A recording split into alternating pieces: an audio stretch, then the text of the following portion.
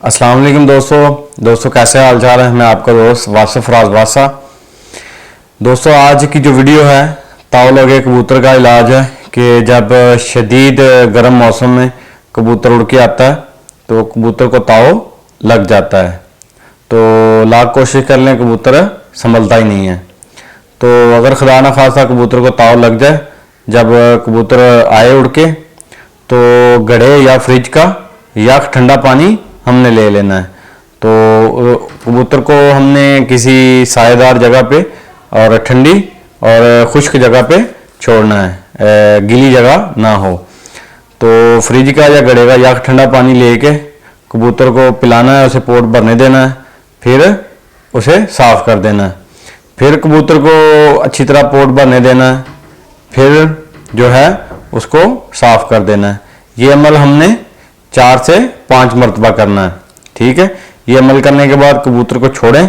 फिर हमने देनी है जी ताव से जो हमने फक्की तैयार की है, जिस कबूतर को लग जाए ताव उसको देने के लिए। तो फक्की में कौन कौन सी चीज़ें इस्तेमाल होती हैं मैं आप दोस्तों के साथ शेयर कर रहा हूँ।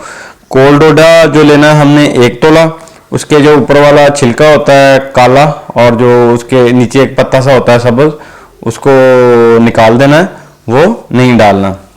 तो कोल्ड डोडा लेना है जी 1 तोला, बेही दाना लेना है 1 तोला, तबाशीर लेना है जी 1 तोला, संदल सफ़ेद 1 तोला, सब्ज इलायची 1 तोला, चांदी के वर्क 50 अदद, कुश्ता मरवा रीत हमने लेना है जी 3 माशे, कुश्ता जोर मोरा लेना है 1 माशा।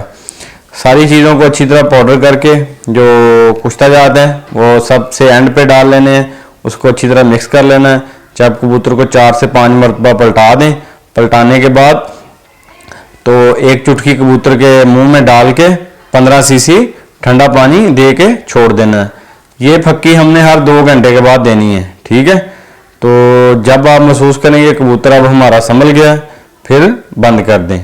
ठीक है, तो यानी कि हमने 1 मरतबा दी है 1 चुटकी, ठीक है, ऊपर से 15 सीसी ठंडा पानी दे दिया।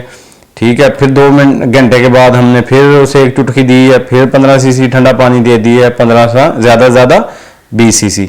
ठीक है, जब आप देखें कि हमने 2 मरतबा दे ली है, कबूतर हमारा संभल गया, तो फिर उसके बाद नहीं देनी। ठीक है, तो ये थी जी आज की वीडियो। नए आने वाले दोस्तों से गुजारिश है कि चैनल को सब्सक्राइब कर लें, साथ जो बेल का आइकॉन है उसको भी दबा दें। अपना ढेर सारा ख्याल रखिएगा।